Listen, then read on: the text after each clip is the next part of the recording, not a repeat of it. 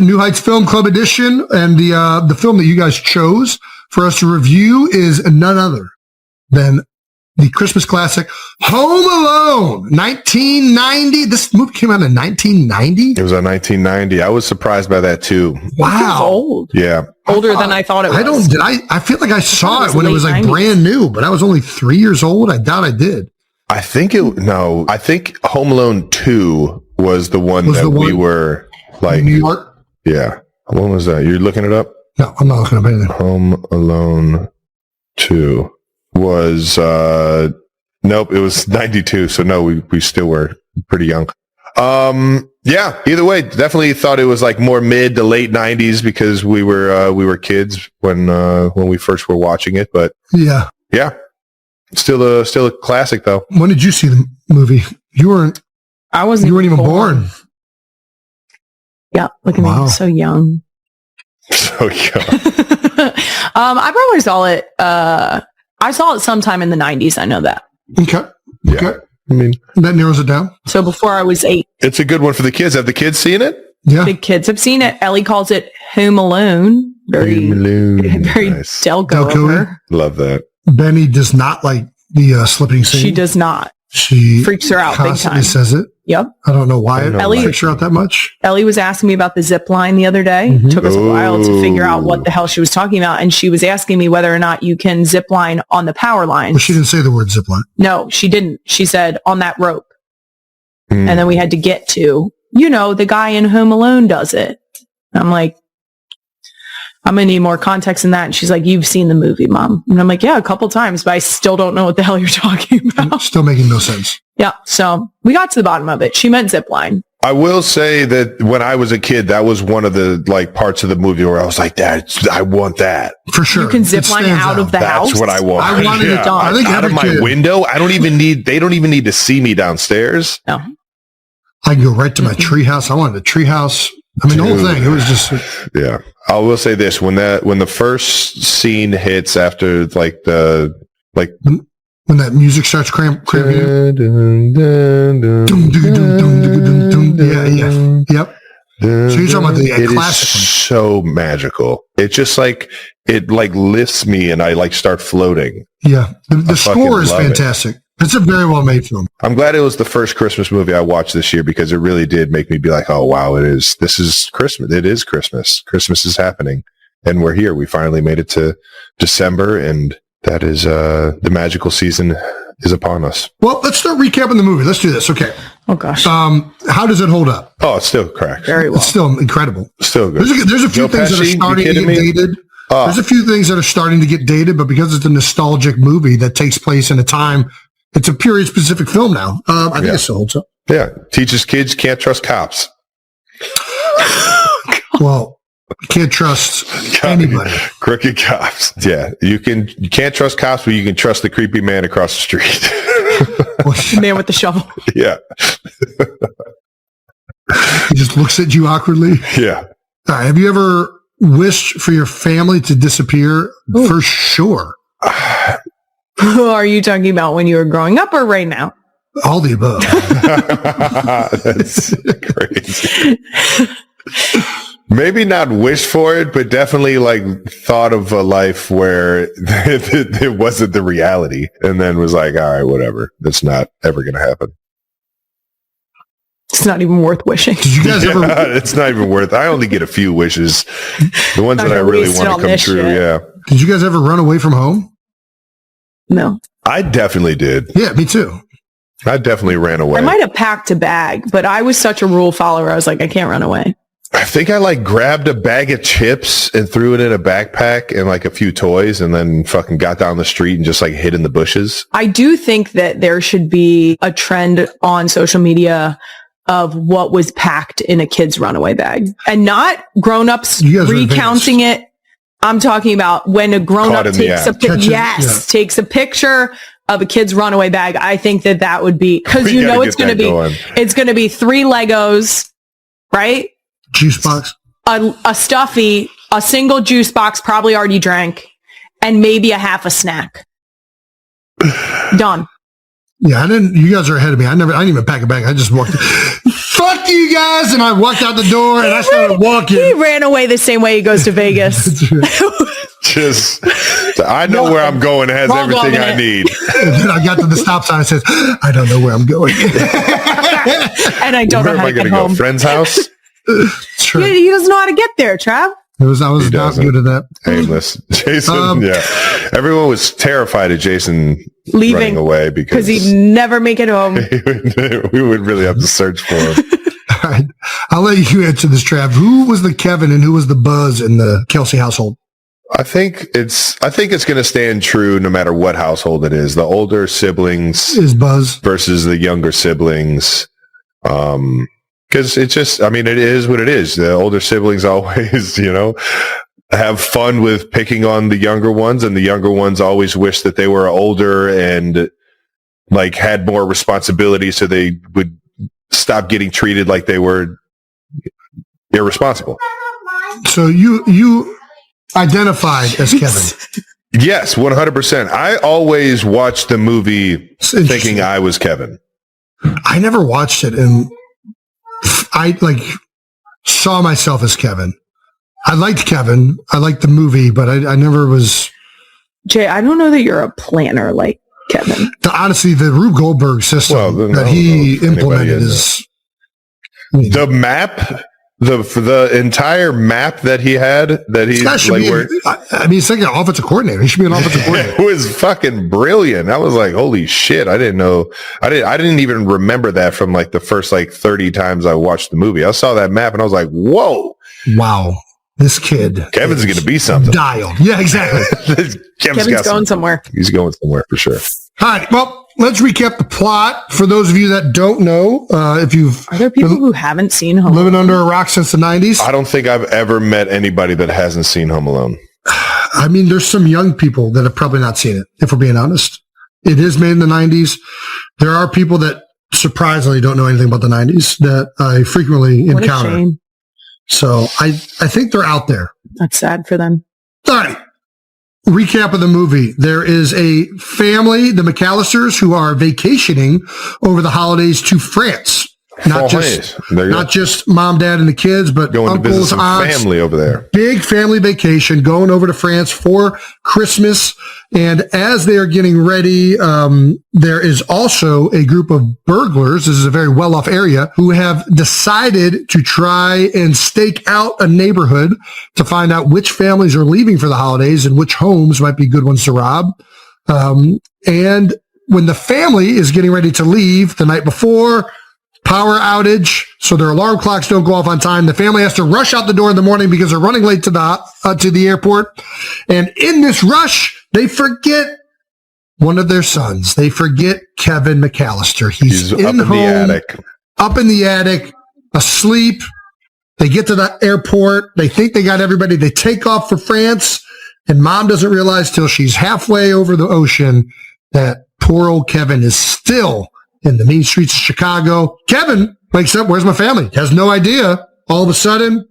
Well, he wished for his family to never. You're right. I didn't want to. Yeah, I guess that is an important part. He did wish. So at first he thinks that he actually his Christmas wished them away. True. And Santa Claus had granted him his Christmas wish. And then he realizes the predicament he's in and that he's a child and he can't fend for himself. And he starts to panic. And all of these things happen where he's fearful and whatnot. And I guess in order to say the plot, these burglars that have been casing out the neighborhood know that the McAllisters are leaving. So they go back to this neighborhood to burglarize a bunch of different homes. They call themselves the Wet Bandits. And that's our thing. It's so good.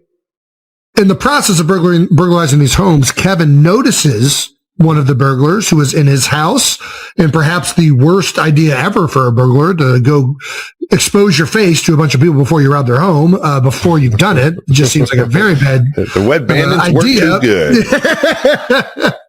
Hey, let's go rob all these homes. Hey, first, let's go show up at their house and show our face. And when they come back, like, hey, the cops were coming around the neighborhood earlier this week. No, we weren't. We had a cop in our house. We didn't. No cop was in that neighborhood that night. Yeah, it's a cop with a gold tooth. Anyways, Kevin notices this burglar and he realizes that he's in trouble. So instead of having a security system like you would expect a very wealthy family of the McAllisters. 90s. 1990? Okay. They still had security systems in the 90s. 1,000% they did. 1,000%. But nice neighborhoods, yeah. Anyways, McAllisters, they're all gone. Kevin's by himself. Wet bandits are coming in. Kevin has to try and figure out a way to deter them. He does a great job of utilizing light systems and all the typical things, but eventually the wet bandits realize he's on his own. He knows that they know that he's on his own, so he's got to think smart. So he decides to set up a series of Rube Goldberg events throughout his entire house to inflict damage, harm, and slow these burglars down.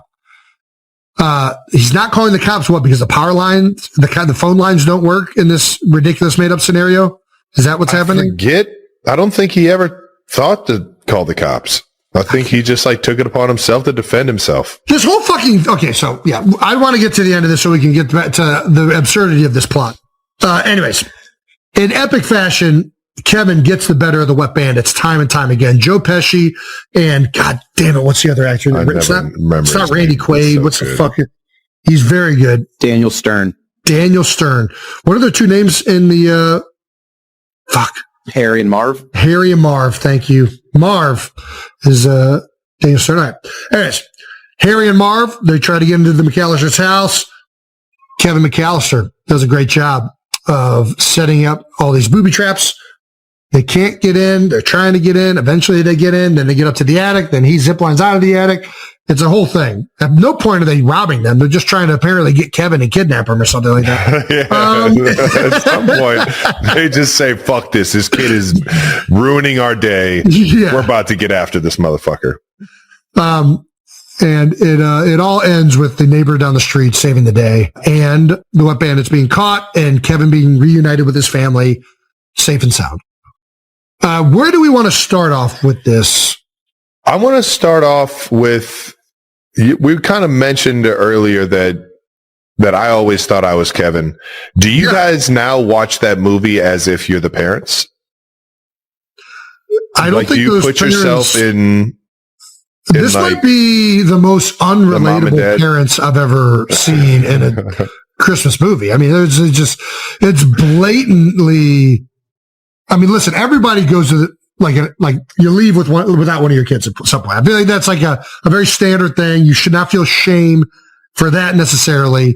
Maybe you forget about it long enough to take off an airplane. Yeah, probably should feel some shame there. But who the fuck, I just don't understand how you can't call somebody to go get this fucking kid. There wasn't cell phones back then, Jason. It's a ridiculous premise that this one neighborhood is out of phone activity. You could call the cops. They have ways to get. They called the cops. No, she did call the cops. She called the cops in that area. No, she called the cops in her neighborhood. Why are we calling? If they aren't helping, I'm calling other cops. I'm calling family members that are still there. I'm calling friends. That would ruin the plot of the movie. There is precisely 0% chance that I am just waiting a couple days before I can fly back to Chicago to see what happens with Kevin. This is the most ridiculous premise. She got back in a day and a half. There's no scenario where you wouldn't be able to get somebody, anybody who got that call. Anybody who got that call said, hey, I'm in the airport. I'm on an airplane going to France. I'm in France.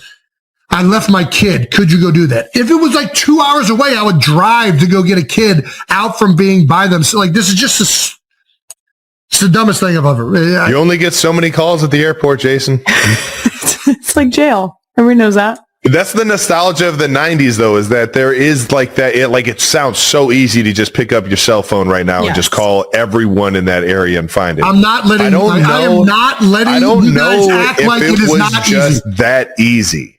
It was that easy. Everybody had landlines, and anybody in the 90s could have received a phone call. This isn't the fucking 30s where you had to go to the operator and do it. No, people knew people's numbers. Yeah. I could have called Aunt Judy, who would have drove 40 minutes across town. Jason, all their family went with them to France. I could have called Steve Bogus to come pick you up. I could have called fucking. I will say this: the dad in this movie doesn't give a fuck. Was very disinterested in finding Kevin.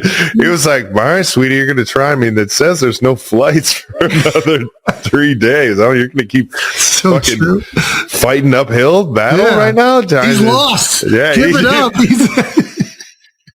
He's done. It's over He'll with. figure it out. We got the whole other family to be. We can't ruin thankful everyone's for. vacation.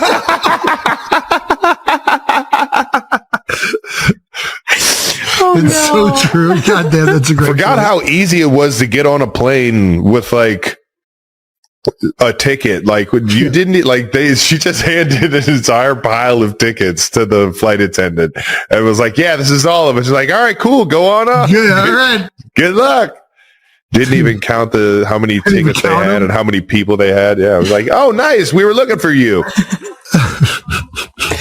It's not good. I do think they did their best to explain away as much as they possibly could by that saying a child that, would be home alone. No, by saying that all of their extended family, like every single person in their family, was going on the trip. But why are we acting like we don't have phone numbers to people that aren't immediately our family? This guy worked at some fucking business. Like you could have called a coworker.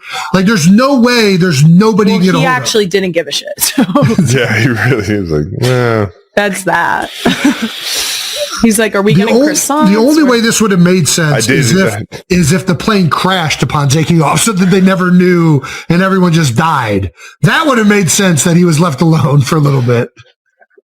What the hell? It wouldn't have been as Christmassy. That's so messed up. All right. So, yeah. Poor banditing to go and show your face to the place you're about to rob before you go in there. Just have like somebody else that's not going to rob it. You just pay somebody else to go in there and scope it out. Yep. I guess then you're adding another person to the knowledge that you're doing it. Yeah. But I'm going to just wait till everybody leaves. Then you got to split it. Yeah. I don't know, I'm not a professional bandit. I just felt like that wasn't the wisest of choices. What was your favorite? What was your guys' favorite part of the movie? I like the opening the most, to be honest with you. Watching the chaos of the Christmas, and there's like so many family there. It feels very relatable, like running around, getting pissed off about really stupid things that only like siblings would be pissed off about. Like the one like family member that wets the bed. There's this there not being enough pizza. Yeah, it just felt and it also like the 2-liter jug of soda and like the paper plate, all of it is just like very reminiscent of my childhood, I feel like, other than the enormously expensive house. Yeah. And the big family. And the big family. But we were around a lot of people around the holidays, even though it wasn't family, it was friends, and we'd go to holiday parties. Family. Yeah. The Halls and their holiday party, their New Year's Eve party was always so much fun. It was great. Yep. Shout out to the Halls. What was your favorite part? I love the mayhem. I love the mayhem of him planning how to fuck with them. Yeah. So good. So you're more about the planning than the actual execution. No, I think the execution, but I do just you have to appreciate how much thought and effort went into it, and the fact that it went off without a hitch. I mean, for things that happen precisely off of like a door like opening. Orchestrated. Yes. Yeah. Yes. Very well orchestrated. I liked it. Good. Trav, what about you?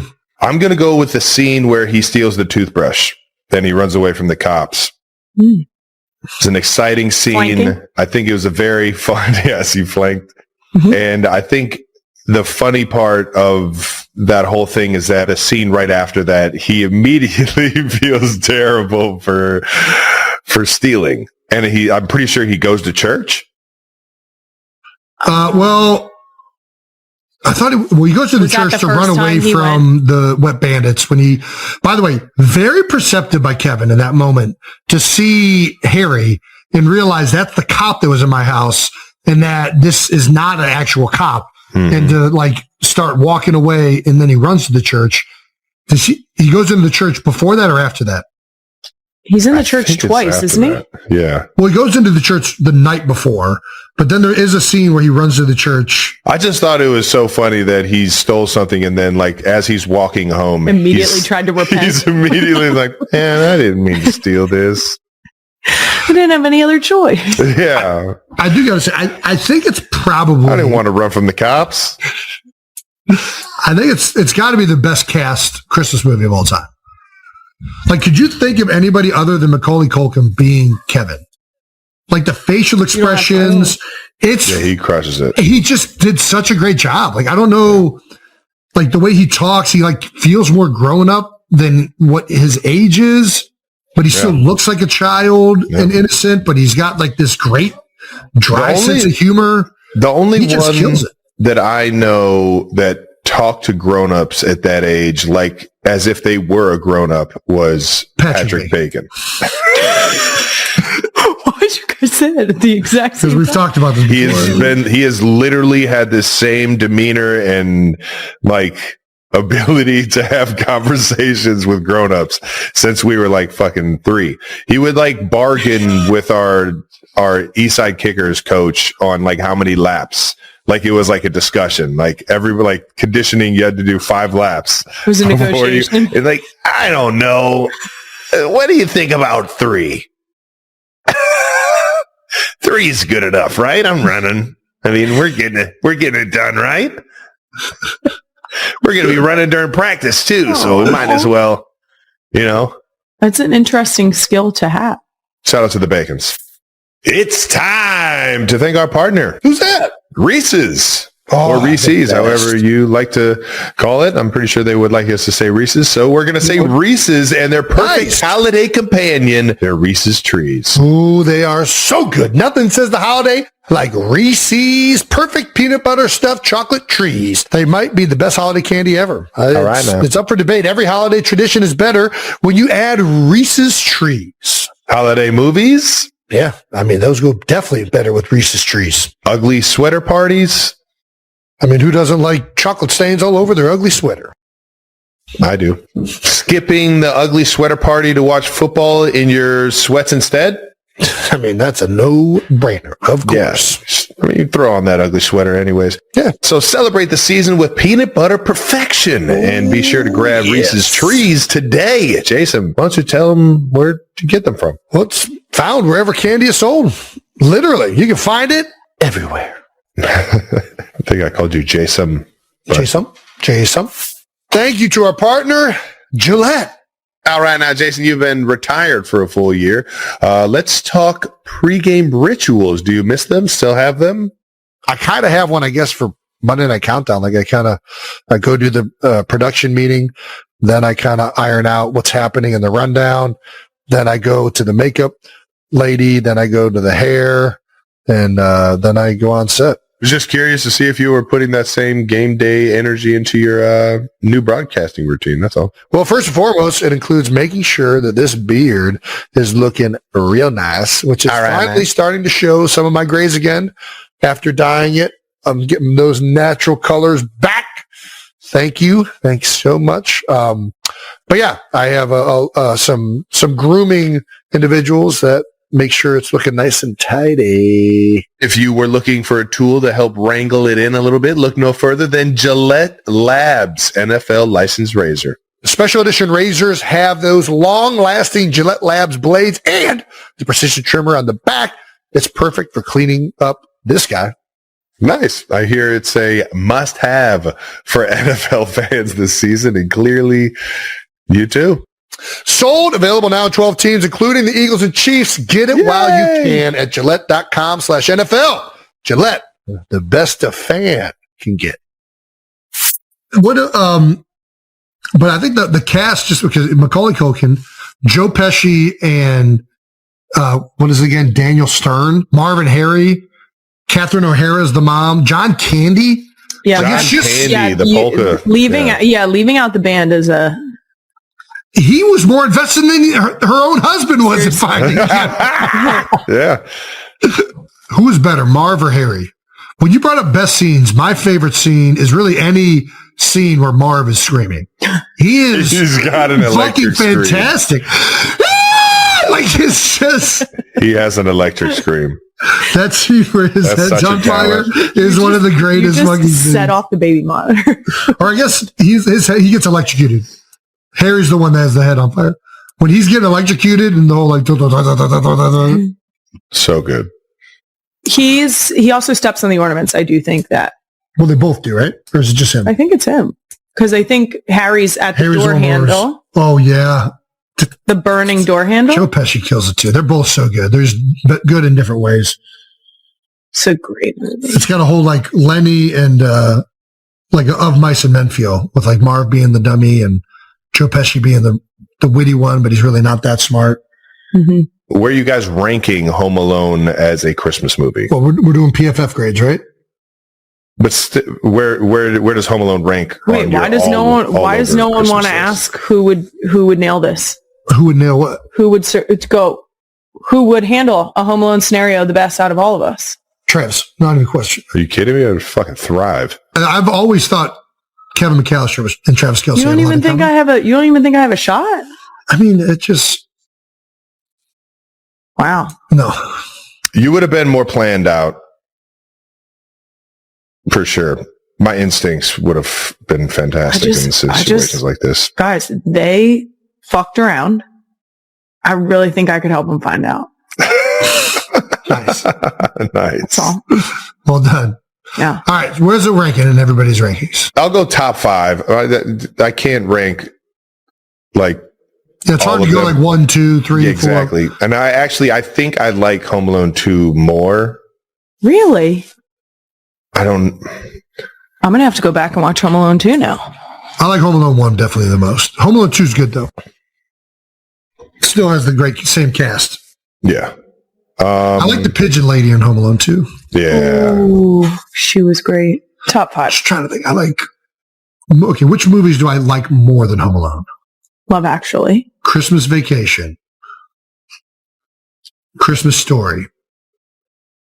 The Santa Claus. The Grinch. Oof, great one. I'm not putting Santa Claus above, but I do like the Santa Claus. It's a good movie. I think I like Home Alone more than that. You know which one I really like, which is a newer one, but I watch it every Christmas now. It's Klaus. You do love that Klaus one. from on Netflix. Yeah, great Christmas movie. I'm kind of like a sucker for the claymation Rudolph. Ooh, OJ. I think I like Elf better than Home Alone. So not top 5. Right. I think it's just out of the top 5 for me. I'm putting it in the top 5 with Grinch, Home Alone 2, and Elf. I'll probably say those 3 are probably the only ones I'm taking over it. I think it's either top 5, maybe it's 6, but I'm saying like the Santa Claus is up there, the original Grinch, not the original. I'm sorry, the Jim Carrey Grinch. Yeah. I mean, Love Actually, that's not a surprise to anyone. Don't say anything. Nobody was asking. Yeah, I'd say it's probably top 5, but I think it's like the number 5 slot. All right, PFF grades. Christmasness. I think this is high in Christmasness. So all throughout the film, the whole reason this is happening is Christmas. 10. It also has like the soundtrack, the setting, all of it. Like it's just very Christmassy. Yeah. 10. I don't know if it can get more Christmassy other than the Grinch. Yeah, I mean, it doesn't have like Santa Claus, I guess. Or like the It has reindeer. a reference to him. It does. I don't know about literally has him going to the church.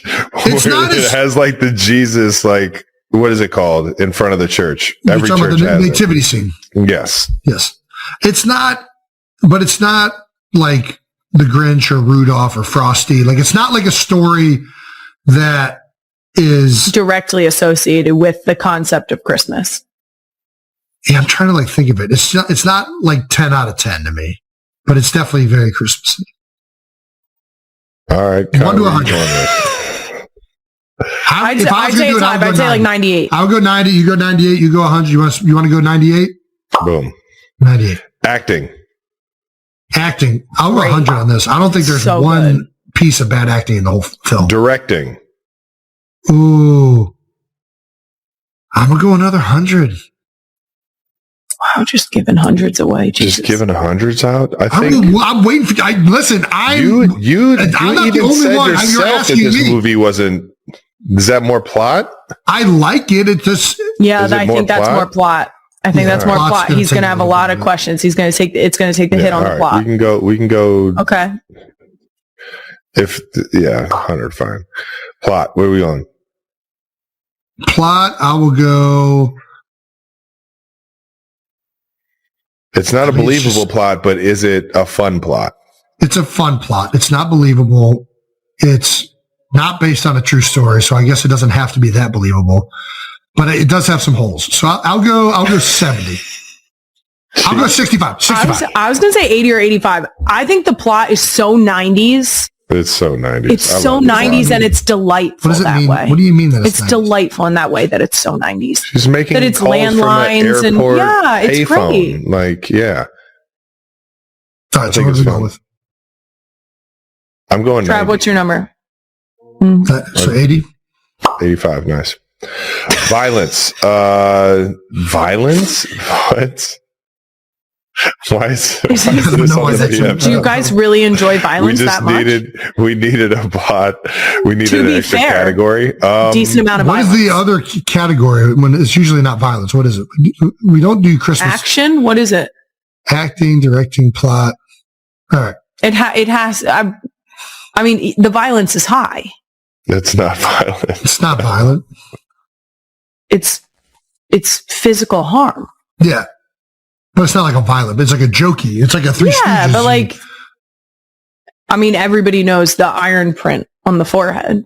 I'm going to go, I just don't know. It's low in violence. High in violence for a Christmas movie, but low in violence. This is going to ruin his PFF grade. It really is.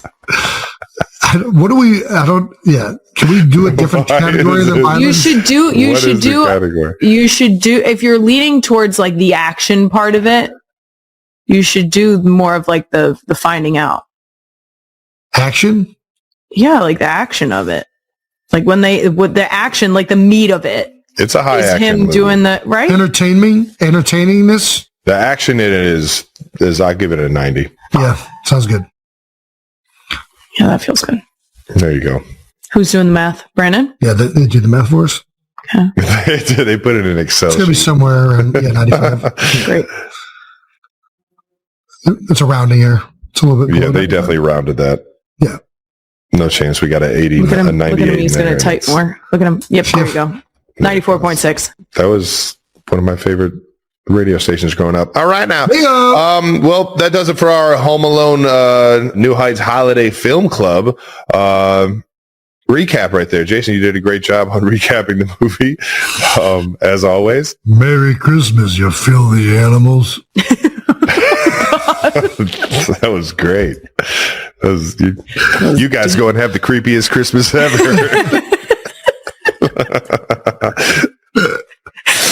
Oh, God. And that wraps up another episode of New Heights Film Club. Thank you to Kylie for joining us. Thank you so much. We know that is a lot for you sometimes. Thank you to our sponsor, American Express. Hey-o, there's nothing like going from a relaxing airport lounge to an even more relaxing hotel, followed by dinner, a concert, and then doing it all over again. With the newly enhanced American Express Platinum Card, upping your travel game and eating your pregame meal just got a whole lot better. You unlock access to the largest global airport lounge network and global hotel program with a suite of benefits as compared to other credit card programs. Traveling with my American Express Platinum almost feels like a personalized experience. I get to watch some college football in the lounge, jet off to see some friends, and enjoy the journey along the way. Plus, when I'm exploring a new city, I have access to dining benefits at over 10,000 U.S. Resi restaurants and exclusive access to unique experiences worldwide. Yes, you do. That's rewards for lounging, flying, and dining, if that's your thing. With an array of premium travel, dining, and entertainment benefits, all backed by American Express's award-winning service. There's nothing like Platinum. Terms apply. Learn more at americanexpress.com/withplatinum. Thank you to our partner, Boar's Head. Ooh, a little meat. The NFL season is in full swing, and you know what that means. Time to eat meat.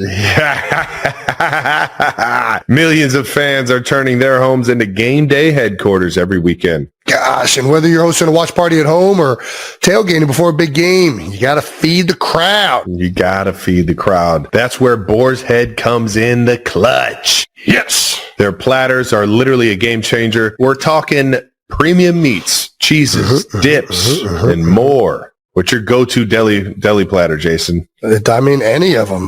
Dude, anything that combines crackers, meat, cheese, and mustard. It doesn't matter what kind it is. You got pepper jack, you got provolone, you got cheddar, you got beer cheese, you got salami, you got kielbasa. There you go.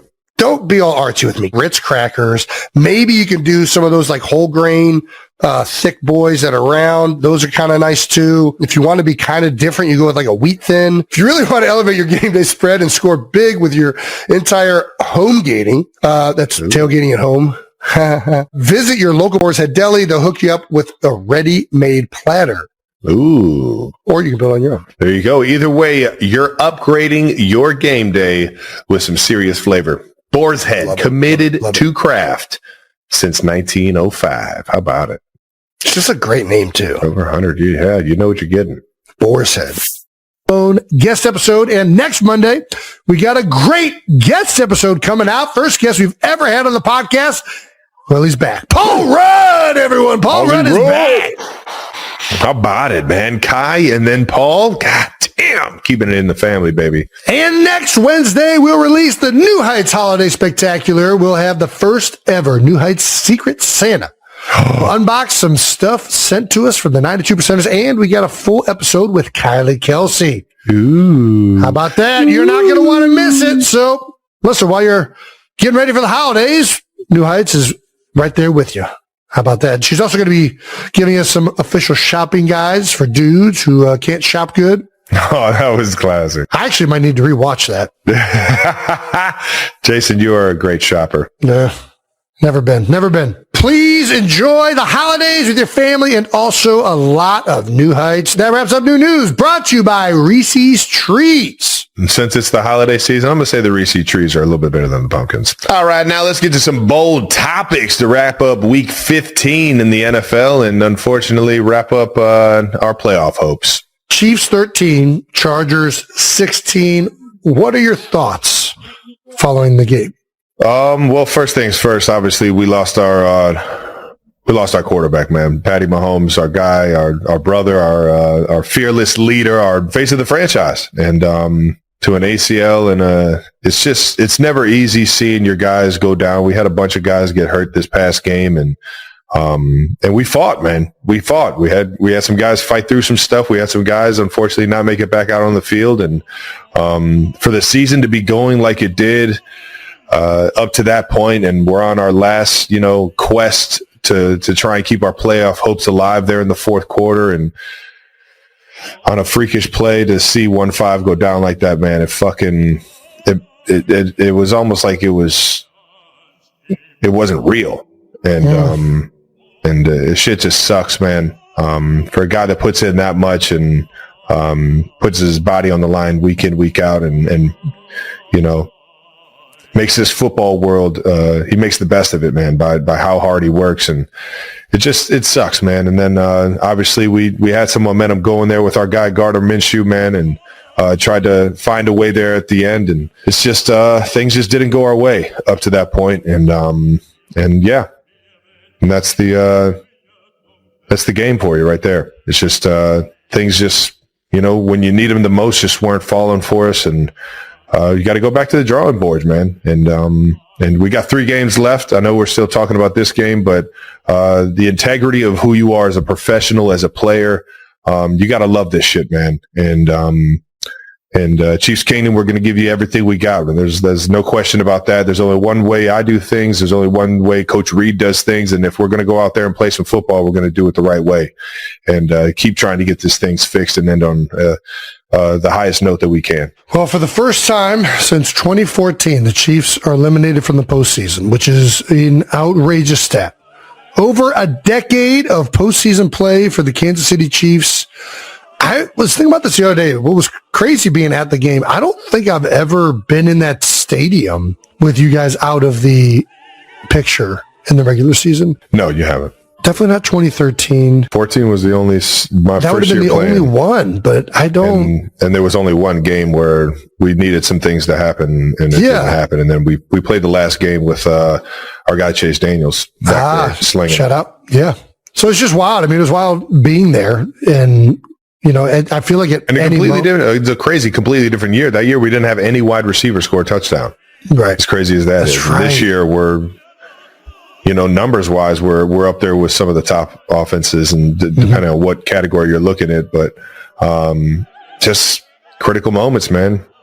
All the games we've lost were one-score games, man. We were in it right there to the end. Yeah, 1-7 in one-score games. Even that game, up until the very last pick, I feel like you guys were going to, in my head, I'm like, oh, they're going to find a way to get it done. And it's just because you guys felt like that, man. You guys have just done it so much. So and that's why when 1-5 went down, I was like, no way, this is what happens. Right? Yeah. I guess, how do you approach the rest of the season? You talked about it a little bit. We're going to go out there and battle together. Yeah, it's kind of unfamiliar territory at this point for a lot of guys in the building. The guys that have been there, and I'm the only one that's been on the team long enough to see us not make the playoffs or to play a game that there's not implications of furthering the season. Yeah. It's obviously fucked up, but it's a new feeling. So all I know is to go out there and play my ass off and to show up and give my guys the best chance to win. And I think that's the mentality, man. There's an integrity thing here that when you sign up for the gig, you're living out your dreams. You're living out a kid's dream that never got a chance to do this. You're living out, man. Yeah. You're playing this game obviously to win Super Bowls. You're playing this game to be in those playoff scenarios and stuff. But at the end of the day, man, you're playing in the NFL. Yeah. And that's a fucking blessing. That's an honor. It's an honor to be out there. It's an honor to feel the soreness after a game because you're actually out there. You're fucking doing it. Yeah. You're living your dream. And no matter if you're getting the fucking ball thrown to you, no matter if you're blocking your tail off and you never, see the pill, it's an honor to be out there in a uniform, playing for the guys around you, playing for your family, playing for the people back home that are watching you, that have known you since you were a little kid, dreaming about this moment, or dreaming about these moments being in the NFL. And I'll tell you what, man, if there's a game to be had, baby, I'm going to go out there and I'm going to love fucking playing in it. No matter if it's a game that in the playoffs or gets us in the playoffs or a game that, seems like it doesn't have any implications of that. So no doubt. Well said, Trev. And that's the integrity you gotta fucking go out there with, man. For sure. And the other thing I always think about whenever I played in games like this or seasons that have gone south, even in the years where everything doesn't work out, you still have like a team. You're still close with guys. And I always thought, similar to what you're saying, Trav, like we only got 3 weeks left of this year's team to play football. Like next year, it's going to look different, right? Guys are going to be back. Guys aren't going to be back. It's no 2 years are the same. And you try to enjoy the few weeks that you have together. And obviously the big thing looming is not only you guys out of the playoffs, but Patrick Mahomes tears his ACL in December. Usually that's an 8 to 9 month injury recovery. I've been through it myself. It's a rough one. You hate to see it end that way. You know what I mean? Yeah. It was just a devastating, kind of final moment there. And Gardner went out there and battled his ass off. Oh, now you know Gardner's going to do that, baby. Yeah. That's how he's built, man. And we're going to fucking fight for him from here on out and then go out there and try to win some ball games with my guy G. And obviously it came out that the surgery went well. And I mean, he's a warrior, man. I'm telling you, this guy's played through everything, battled through everything, has been crowned champion because he's battled through everything, and he's going to battle through this. It's the only way this guy is wired, man. He's a fearless warrior when it comes to this football thing, and he's going to make sure that he comes back stronger than ever. And hopefully the Chiefs can get him back as soon as possible. I know right now it's kind of right around that week 1 or the beginning of the season next year. So I know he's going to be doing everything he can to get back out on that field for the Chiefs as soon as possible, man. I love it, brother. You guys are headed to Tennessee to face the 2-12 Titans. Yeah, man, we got the Titans, and the Titans, as their record may show, they've only won 2 games, but man, they're fucking playing hard. Hell yeah, brother! And they got guys on that defensive line that can wreck a game. Obviously, Jeffrey Simmons has been doing it for a while now, man. A big old mean dude up front, and we're gonna have to find ways to be able to slow him down and make our guy Gardner get comfortable back there, and from there it's just mastering the game plan and getting out there and getting after it, man. We do have this mic'd up video of you and Derwin, who had the game sealing interception. Let's take a look at that. So many battles, man. What a great dude, man. Just plays the game the right way, the attitude, the physicality, the toughness. I love it when, you can get after somebody on the football field. They can fucking pick you up and body slam you, and there's no bad blood. There's just a bunch of respect for how they carry themselves and go at it. And obviously Derwin's one of the fucking best to ever do it, man. So it was an honor to swap jerseys with him, and the honor to share the fucking gridiron with him, man. I'm a guy that I fucking love this game, man. I love it when I get to go up against another guy that I watch on film. I'm like, that guy fucking plays this game the right way, and he got me on a few this past game. It's cool that he came up and said all that, man. I wish him the best of luck the rest of the year, man. The question is, have you sent them the jersey yet? Yeah, I shot it over to him. Oh, nice. There you go. I still owe a few guys jerseys, so you still owe me a jersey, Jason. Do I? I feel like you have a jersey of mine. I've stole like 3 jerseys from your house just laying around. So I might have stole somebody else's that you were meant to get out to them. Dude, I had like a mad dash of getting jerseys out to other guys late in my career. Just starting notes of like reminding yourself. I don't remember the guys now at this point. But you'll remember them when you see them. You'll be like, oh shit, I was supposed to get that guy a jersey, and just write it down. Like there's 2 guys like I know I sent them jerseys, but I never got confirmation they got them. I hope they got them. My Bearcats, I played in India. I haven't gotten the jerseys over to them yet. Sauce. Alec Pierce. Yeah, our guy Alec Pierce. Dude, he's a stud. I know. Let's keep this thing moving, man. Shout out to the Chargers. Our guy Jesse Minter, Coach Minter, I should say. He's got those guys rolling. Obviously, I respect the hell out of Harbaugh and what they've been able to keep doing over there, man, and wish them the best of luck. Thank you to our sponsor, Allstate. You know what's smart? What? Checking Allstate first for a quote that could save you hundreds on car insurance. You know what's not smart? Not checking Allstate first for a quote that could save you hundreds on car insurance. That is also not smart, but not checking your fantasy lineup before kickoff. Yeah, seeing a player with 40 points and realizing they're on your bench. Yep. Not a good feeling. Yeah, checking first is smart. So check Allstate first for a quote that could save you hundreds. You're in good hands with Allstate. Potential savings vary, subject to terms, conditions, and availability. Allstate North American Insurance Company and affiliates, Northbrook, Illinois. It's time to thank our partner. Who's that? Reese's. Or Reese's, however you like to call it. I'm pretty sure they would like us to say Reese's. So we're going to say Reese's and their perfect holiday companion, their Reese's Trees. Ooh, they are so good. Nothing says the holiday like Reese's perfect peanut butter stuffed chocolate trees. They might be the best holiday candy ever. All right now. It's up for debate. Every holiday tradition is better when you add Reese's Trees. Holiday movies? Yeah, I mean, those go definitely better with Reese's Trees. Ugly sweater parties? I mean, who doesn't like chocolate stains all over their ugly sweater? I do. Skipping the ugly sweater party to watch football in your sweats instead? I mean, that's a no-brainer, of course. Yeah. I mean, you throw on that ugly sweater anyways. Yeah. So celebrate the season with peanut butter perfection and be sure to grab Reese's Trees today. Jason, why don't you tell them where to get them from? Well, it's found wherever candy is sold. Literally. You can find it everywhere. I think I called you Jason. Jason. Thank you to our sponsor, Amazon. Jason, you done all your holiday shopping yet? Still going. I have started it. I got some of it going. I'm right there with you. Amazon is definitely one of the go-tos, especially, I mean, dude, it's got everything.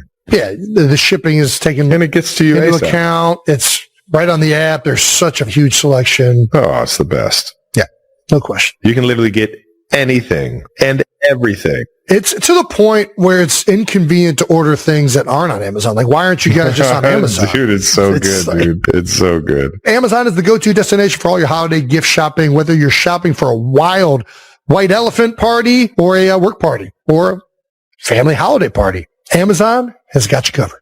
They have gifts for every holiday and for everyone on your list. So shop holiday gifts for everyone on Amazon. Well, good luck, Trav. Want to move on to some of the other things that happened this past week? Yeah, let's talk a little Raiders-Eagles. Let's do it. Man, so far, New Heights has played the Raiders pretty well. That's right. They haven't scored a single point against either one of our teams. The Eagles 31, Raiders 0. Jason, thoughts on the Birds? Obviously, it's everything you want to do against the Raiders, right? Like you're playing a team that you know has been struggling and they're not very good, but you still got to go out there and perform. And, you know, I thought the Eagles offense did a really good job. I thought that the run game is something that we stuck with it, right? Like the first series, I'm always watching like, okay, what is this going to be? What's the plan today? How many runs is it going to be? How much shotgun? How much under center? Like, what's the flavor? And in the first series, I think there were like 7 runs. There was a quarterback designed run. It was clear that they were going to stick with that and try and establish a line of scrimmage, which is something I think they need to continue to do moving forward. And I just liked seeing it.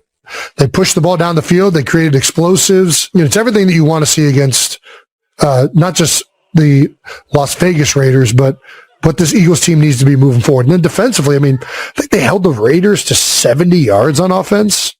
Like it was an all-time performance from the defense. This is what this team can be. You know, you even when the run's not hitting early, you got to stick with it. You got to keep attacking line of scrimmage, keep making them defend that, and then take your shots when they're there. And they did that throughout the game. And I thought that was outstanding. And it's who they should be moving forward. And they got 3 games left, right? 2 of them against the Washington Commanders, 1 of them against the Buffalo Bills. They've pretty much all but clinched their spot in the playoffs. They just need 1 more win and it's over. Really 1 more loss by the Cowboys and it's over. So, you know, they're in the driver's seat. They're probably going to be the 3 seed. If they win out, there's a chance they could be the 2 seed. What I would like to see these last 3 games is continue to pound the rock. Get that run game going. It is going to open up so much more for the offense. And if these guys can go into the playoffs feeling good, feeling confident, working with each other and executing these plays, I think it's going to help out Jalen a lot more. And with the way this defense is playing, this team could be very dangerous in the postseason if they stay true to that formula. So that's what I'm hoping to see. Dude, there's so much fucking firepower over there, man. Right? In a game like this, you see it all clicking, man.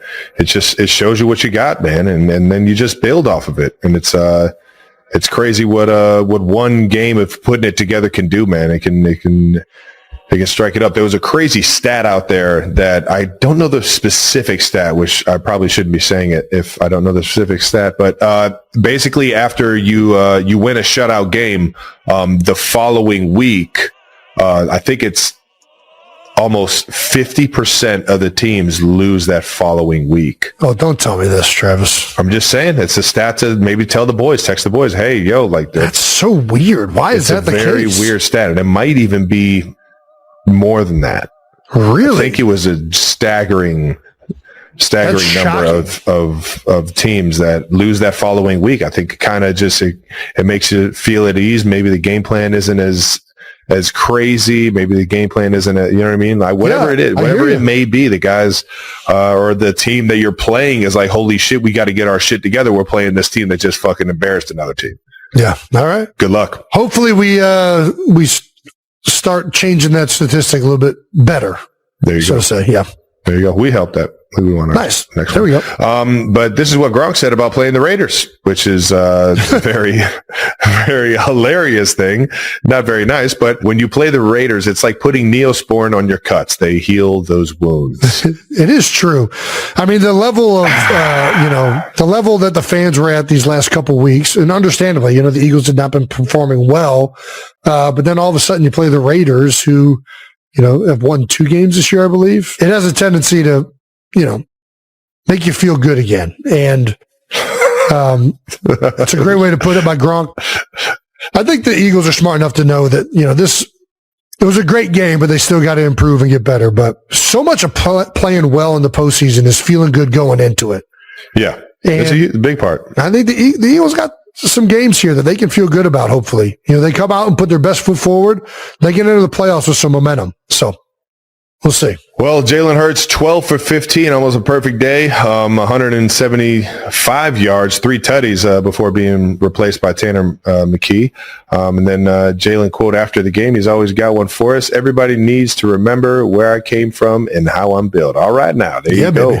Okay. He ain't messing around. I'm sure he's been hearing all of the stuff talking about it in the media. And I mean, listen, man. It was a great bounce back game for him. Obviously, the game before with the turnovers and everything, very uncharacteristic of Jalen Hurts. It's not been who he has been largely in the NFL. But this is what I mean. He's got 15 attempts. And if he would have played the whole game, it would have been more than that. But they did a great job of being a very balanced offense, and that's what they need to be. They need to continue. It's the best even kind of if it's not working, you got to stick with it, because otherwise these guys just don't respect it. They don't respect the line of scrimmage. They're getting into their zone drops easier. They're matching receivers right away. I came away this week, and quite honestly last week, even though it didn't work out, we had the picks. I came away from last week feeling like this offense is showing signs of going in the right direction. And just prove that, yeah. And hopefully we get another game this coming week against the Commanders that'll show that a little bit more. There you go. Well, we got a LeBron stat of the game. Our guy at 37 years old and 255 days on top of those 37 years. Brandon Graham became the oldest player in Eagles history to record a sack in a game. Here we go, BG. Grandpa Graham. Grandpa Graham. Everybody's talking about Old Man Rivers. We got Grandpa Graham on the Eagles. He's going to fucking hate that I said that. Nah, BG don't hate nothing. He's the best. I feel like he had more than one, right? He had like 2 sacks. He had a great day. Yeah. Yeah, he had 2 sacks. Yeah. Doesn't surprise me one bit. Dude, he was balling. He was in very vintage form. Who was the oldest before that? Shit, it might have been Brandon Graham. I don't know who else. Graham. Yeah, I mean... It was Brandon Graham at 36 years old in 255 days. It's always fun when you start breaking your own records for old age. There you go. I don't know if that's true though.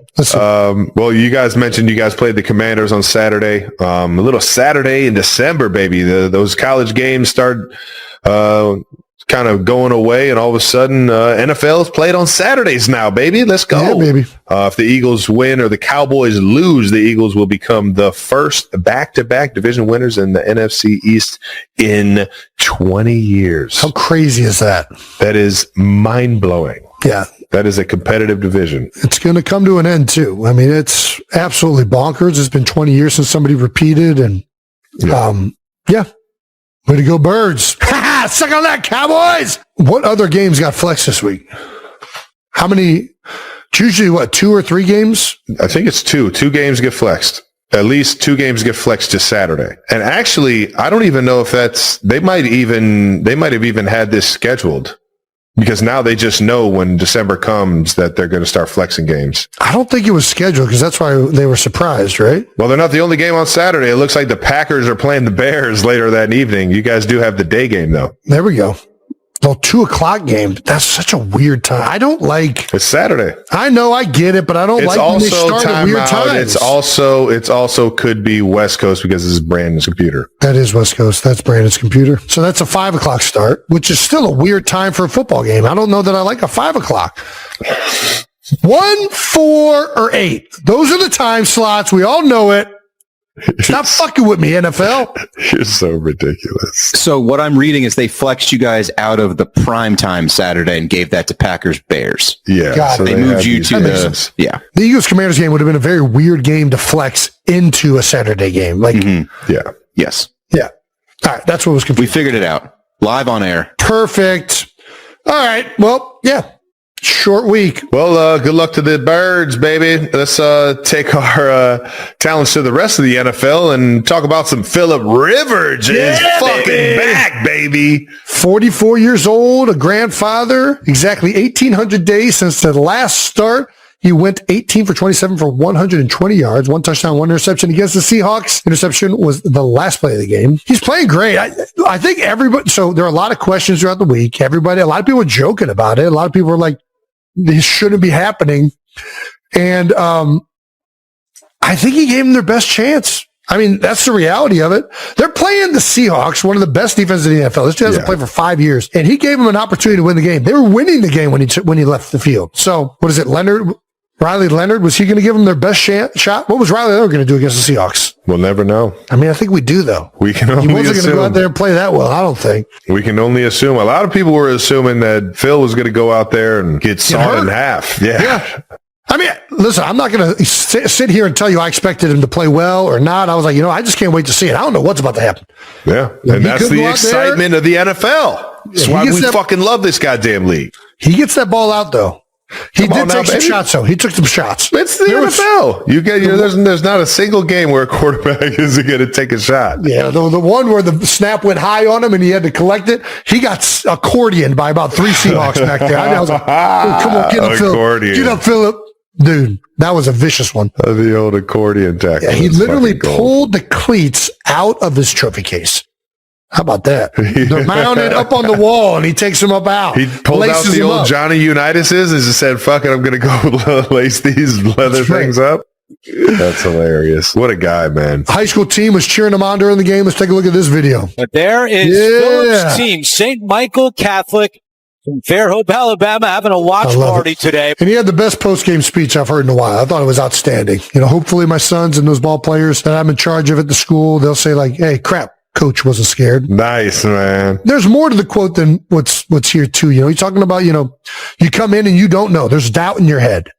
And having the courage to go out there and fight, right? Because the easy thing is just sit at the house, right? That's essentially what you're saying. Mm-hmm. Easy choice would be to, hey, I don't got to give it a shot. I'm perfectly fine over here. I thought facing doubt, facing criticism, going out there playing the way he did, and the message that sends to the young men that he's in charge of in that area, as well as his own family, incredible. And we forget a lot about what sports is about too often. And I think that this is a great reminder by Philip. And Rivers was always that guy, man. For fucking courage through the fucking world. He's always been that guy that's played this game the right way, man. And no matter what the record was, and no matter what the situation was.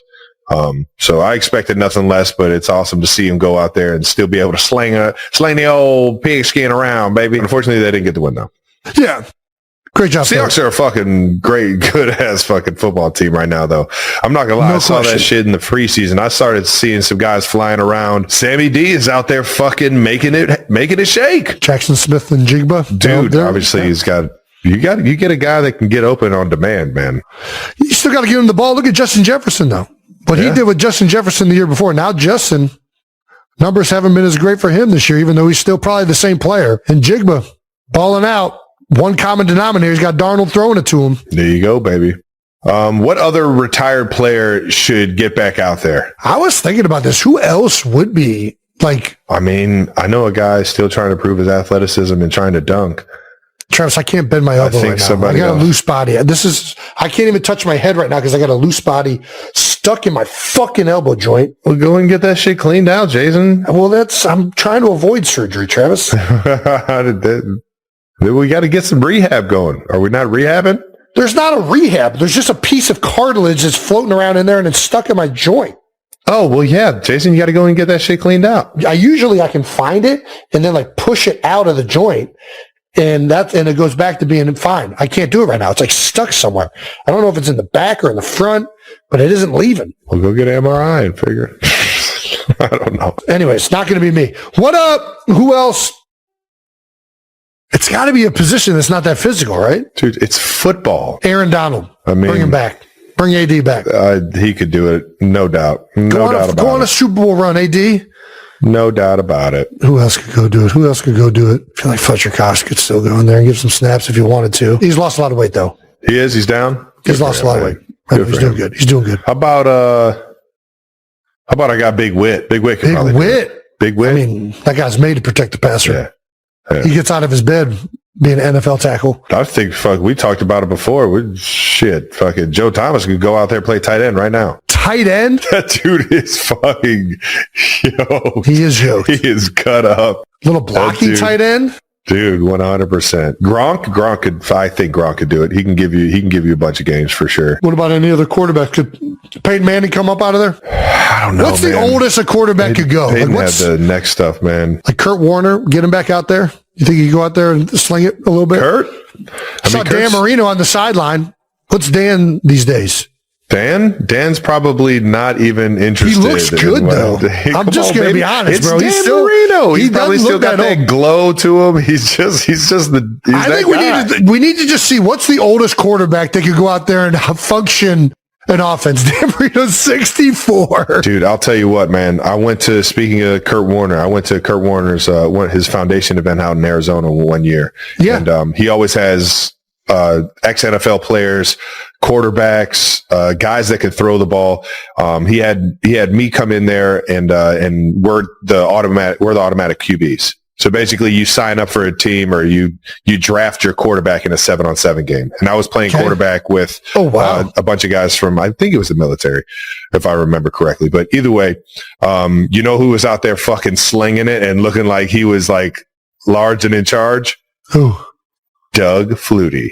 Doug Flutie. Dude, I'm pretty sure Flutie still plays in like a men's like baseball league. He like surfs every day. Dude, I'm dead ass serious, dude. Flutie is still like peak athleticism, dude. And he's still wired to like fucking lead the boys to victory. I promise you, dude. I feel like we should just go on like an old like quarterbacks just giving it one game just to see if they can make it through. We already know a 44-year-old can do it off the street. 5 years removed. Yeah. What other quarterbacks are like in that age? Like trying to think of guys that were like older than 40. Older than 44, younger than Dan Marino though. Like I just saw Ben Roethlisberger. Like John Kitna. Kitna was slinging around that same tournament. You have to say who's younger? Like Drew Bledsoe. Drew could. I mean, yeah, of course. Aikman? Troy, he still looks good and in shape, and I don't know if he's still got the lively arm. That's the thing, man. Personally, I feel like Rivers was around his high school team. He was around, he's out there. He's around the game. He's still probably throwing the ball around, showing the quarterbacks the mechanics and how to get the ball out and stuff like that. Like he's got very unique mechanics. I don't think most guys are throwing the ball like he did. I mean, it's still a fucking live arm. You know what I mean? No question. He's never like not had that. So I think he's kind of stayed around the game enough to do it. And I don't know. Yeah.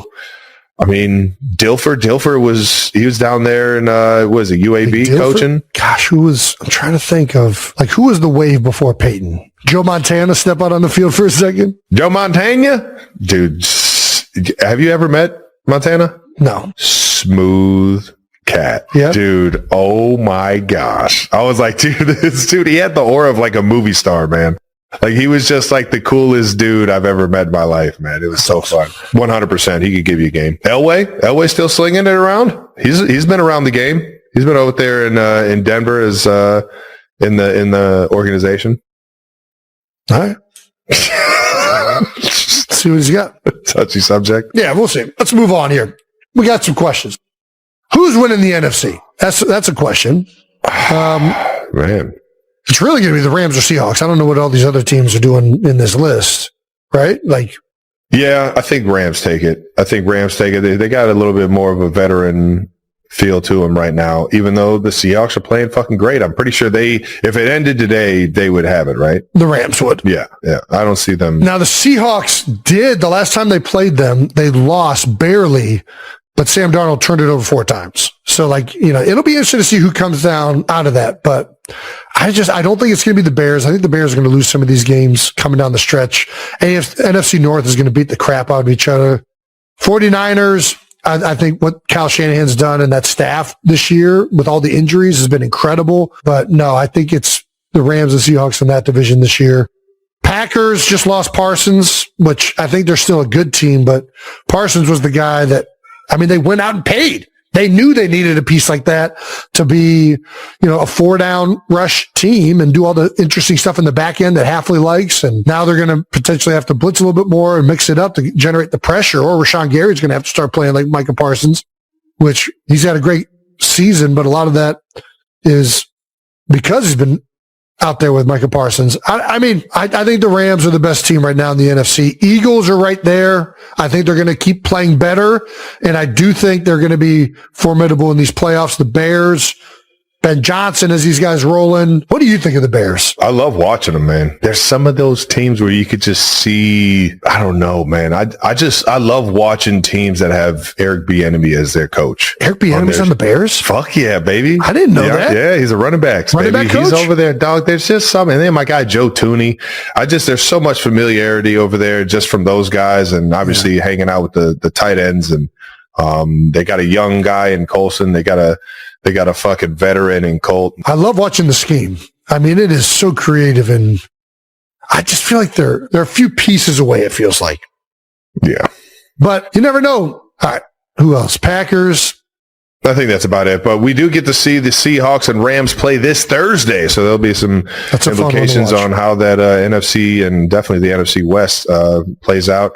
Here late in December, baby. Do we need to get back to dangerous halftime shows? Are halftime shows getting fucking... I just want to get back to exciting halftime shows. It doesn't even have to be dangerous. That kind of goes in with it, but I hear you. I mean, yeah, dangerous is inherently exciting, but there's other ways to make it exciting. Like, if I have to see another dog catching a fucking Frisbee, I'm going to blow my brains out. Yeah, no, I hear you. Where's the creativity? I respect the fun, but why is it at the NFL halftime show? That's like a college deal. It's a timeout thing. If there was one of them, it'd be really cool. Or if the dog jumped over like a flaming bridge, I'd be all in, but it's not that exciting to me. Like, I can go to any park and watch some dickhead play catch with a Frisbee and his dog. Why does he got to be a dickhead?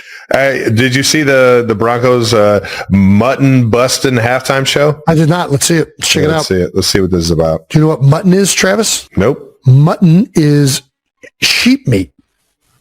Oh, this is hilarious. Wow, he's trying to ride it. Yeah, see how far I can go. See, this is what I'm talking about. This is new. This is creative. This is interesting. I've never seen anybody ride a sheep.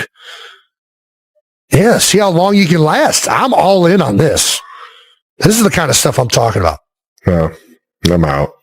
You don't think it's exciting to watch a little kid ride a sheep for as long as possible? Not for the NFL halftime show, no. I think it's good. Oh man, I am completely. It's exactly the fucking dog Frisbee thing. The dog Frisbee thing would be fine if I had never seen it. It's just that it's been done so much.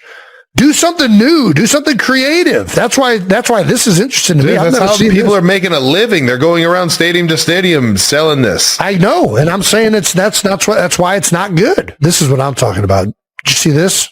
Did I? Yeah, it's the first NFL halftime show of all time.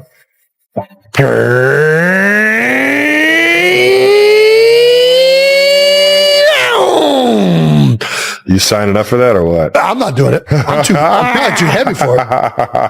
The most impressive thing about this entire thing isn't just the loop, it's how quick he stops. Like, he's stopping once he's already around it. How did he stop that so quick? Look at how excited they are. I love this. Yeah, they probably had never seen him do it before. They were all like, well, he doesn't practice it because it's very dangerous. We'll see if he can nail it.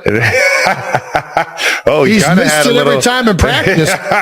He almost broke his neck. We gave him a neck brace this time. See how he's got the lean forward? He's probably leaned back one time and fucking offed himself. I just think we can be more creative with the halftime shows. You did it, man. You fucking did it, dude. I knew you could do it.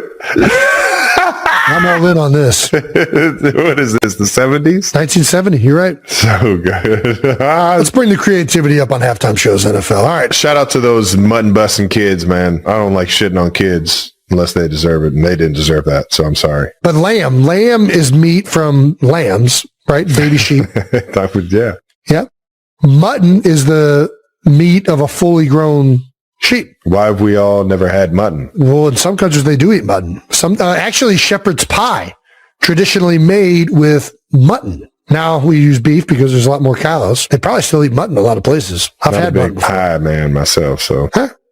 Tacos with Cam Scatterboop. Jason, you got out of the house eating tacos in LA and then got called out by the Taco King himself. Who did I get? Oh, yeah. Well, I didn't get called out. Maybe. No, we gave him a shout out because the way the taco was made out there in LA at Morisco's Jalisco was it was flat and sideways and deep fried, which I'd never had a shrimp taco with a corn tortilla that was deep fried.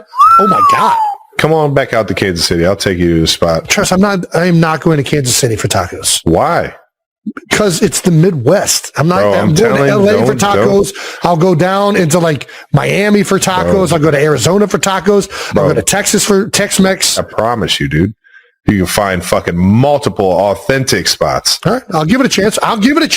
Yeah, with a bunch of flour tortillas. No, deep fried, just the way you're thinking. All right, I'll give it a try. Shout out to Rudy's. Rudy's? Yes. That does not sound. I'm not going to a taco spot called Rudy's. Rudy's to Napa to Port. I forget what exactly it is. You're not like, hey, this is Noah's Tacos. I'm not going to Noah's Tacos. It's authentic, okay, Jason? They give it to you on foil. It just doesn't look that authentic to me, dude. If it's a paper plate with some foil, that's good. They bring out fucking like gallon jugs of fucking salsa that they make out in the back. No fucking sticker on it. No, they make it house made, but they bring it out. Travis Kelce's future in the NFL has become one of the most enduring and debated topics in professional football. Despite the star tight end insisting earlier in the year that he had no intention of leaving the game, speculation about his retirement has resurfaced following the Kansas City Chiefs' defeat to the Philadelphia Eagles in Super Bowl 59. Many assumed that such a loss might prompt Kelce to step away from the sport, yet the 35-year-old quickly shut down these rumors, confirming that he intended to return for another NFL season alongside quarterback Patrick Mahomes. However, with the Chiefs eliminated from playoff contention in the current season, uncertainty surrounding Kelce's future has reignited. As he navigates his 13th year in the league, the question of how much longer he can compete at the highest level continues to capture the attention of fans and analysts alike. Kelce has openly acknowledged that his thoughts on retirement are fluid. In a January interview with sports journalist Stephen A. Smith, he admitted that his feelings change on a daily basis. "I love everything that I'm doing in this building, but at the end of the day, I'm not experiencing the kind of individual success on the field that I have in the past," Kelce said. "I'll reevaluate it, as I always do. I'll probably tell myself how much I love this game, and I'll come back next year." At the time, Kelce also clarified that his fiancée, pop sensation Taylor Swift, fully supports his football career. "She's fully encouraging me to enjoy playing this game," Kelce explained. "She loves coming to Arrowhead and cheering me on. I've got all the support in the world to keep chasing these dreams." Though he has not explicitly confirmed whether retirement is near, several clues suggest that the end of his playing career may be approaching sooner rather than later. During the Chiefs' 2023 minicamp, Kelce reflected on the privilege of playing professional football into his 30s. "I love this game," he said. "I know I'm going to miss it when I'm done playing. To be able to play for a living at 33, 34 years old is something special, something I don't want to lose, the excitement I had for the game as a kid." Injuries have also contributed to retirement considerations. In an interview with the Wall Street Journal, Kelce revealed that accumulated pain and lingering injuries, including 10 surgeries, could ultimately force him off the field. Kelce's older brother, Jason, who retired after 13 seasons with the Philadelphia Eagles, suggested that the upcoming 2024 training camp would serve as a key moment for Travis to evaluate how much football he has left in him. "This is when you start realizing it, when you need to walk away," Jason said on their New Heights podcast. "It's when your body fights against what it used to be able to do. Everyone knows when it's time." Later, Travis himself admitted during a press conference that his career is more toward its final chapters than the beginning, though he wants to ensure a post-football career is lined up before stepping away. Reflecting on what may have been his last game in his hometown of Cleveland, Ohio, Kelce said during a December 2024 episode of New Heights, "I just love that city. It felt like I was giving it one last hurrah because I've only played there twice in 12 years." Travis and Jason both grew up and attended college near Cleveland Heights, making the experience deeply personal. As the brothers balanced attending games in Philadelphia and Kansas City, Jason acknowledged the challenge of watching his younger brother navigate the final years of his career, admitting, "I want to be there for the Eagles. I also want to be there for my brother. We're kind of flying by the seat of our pants." Kelce has also been candid about the impact of individual performance on his mindset. Following the Chiefs' 40-22 loss in New Orleans at Caesars Superdome, he expressed frustration with his own play. "I'm kicking myself over tiny decisions I made on the field," he said. "I wasn't the best leader I could be in motivating and calming my guys. It's a tough pill to swallow. The disappointment of the Super Bowl, however, ultimately encouraged Kelce to postpone retirement. In a March 2025 episode of New Heights, he admitted that the championship loss left a bad taste in my mouth and motivated him to continue competing. I love playing this game, he emphasized. I still think I can perform at a high level, maybe even better than last year. I wasn't ready for the 2025 Super Bowl to be my last game. Even during a challenging season marked by critical mistakes, like dropping a crucial pass against the Houston Texans, Kelce has remained committed to his craft. You put in all this work and hope it pays off, and right now it's just little things, he admitted. Yet, despite the ups and downs, Kelce's combination of celebrity visibility and athletic dominance has created a unique cultural phenomenon, amplified by his relationship with global pop icon Taylor Swift. Kelce's career with the Kansas City Chiefs has not only rewritten what it means to be a tight end in the modern NFL, but it has also showcased leadership, consistency, and charisma. Since being drafted in the third round in 2013, he has posted remarkable statistics year after year, setting the record for most 1,000-yard seasons by a tight end with 7.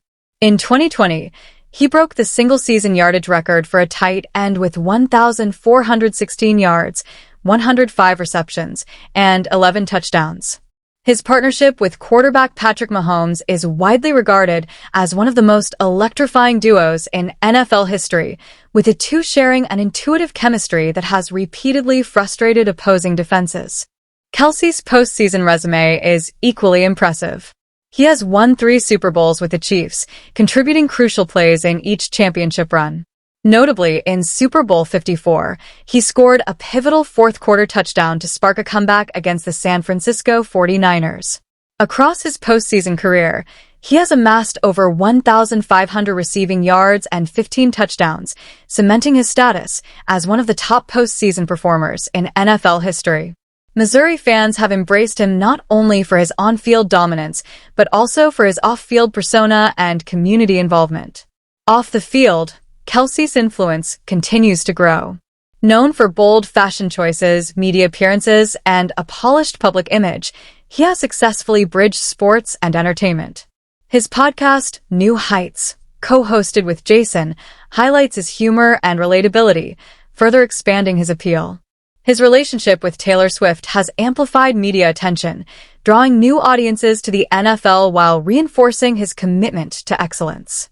Kelce is also deeply committed to philanthropy through his 87 and Running Foundation, which focuses on empowering underserved youth through mentoring, scholarships, and educational programs. His work in the Kansas City community reflects the same dedication, leadership, and discipline he brings to football. As a trailblazer at the tight end position, Kelce has redefined expectations for future players.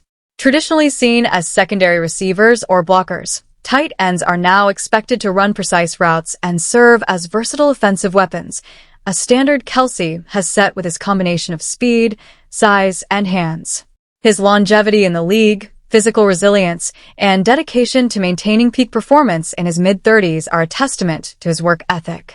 Financially, Kelce has leveraged his NFL success into lucrative endorsement deals with Nike, Old Spice, and Experian, among others, while simultaneously building a brand that positions him for success beyond football.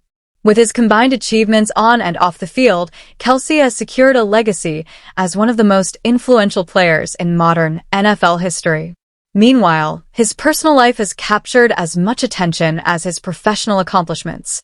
Kelce's romance with Taylor Swift began with a fortuitous introduction, facilitated by Swift's mother, Andrea. After attending one of Swift's concerts in Kansas City and presenting her with a friendship bracelet, Kelce's sincerity impressed Andrea, who encouraged Taylor to give him a chance.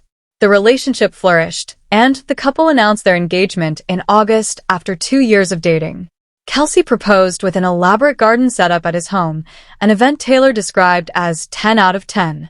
The couple's presence at community events, former coaches' reunions, and media appearances highlights their public and private connection.